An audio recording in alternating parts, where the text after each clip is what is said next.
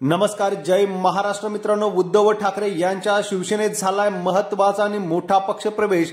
उद्धव ठाकरे यांना एकटे पाडण्याची शिंदे गट आणि भारतीय जनता पक्षाची खेळी लोकांनी लावली उधळून.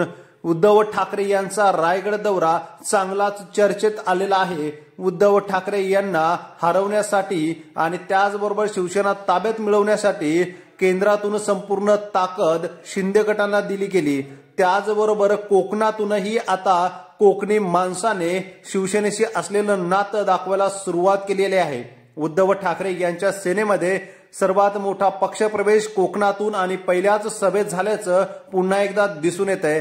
रायगड दौऱ्यावर असताना उद्धव ठाकरे यांच्याकडे कार्यकर्त्यांची रांग लागली होती. अक्षरशः यावेळेस पक्षप्रवेश मोठ्या प्रमाणात झाल्यामुळे उद्धव ठाकरे भारावून गेले. उद्धव ठाकरे यांच्यावरती प्रेम करणारी कोकणी माणसं पुन्हा एकदा शिवसैनिक म्हणून लढायला तयार झाल्याची भावना उद्धव ठाकरे यांनी बोलून दाखवलेली आहे. उद्धव ठाकरे यांच्यासोबत स्नेहल जगताप यांनी सुद्धा पक्षप्रवेश करून घेतलेला आहे.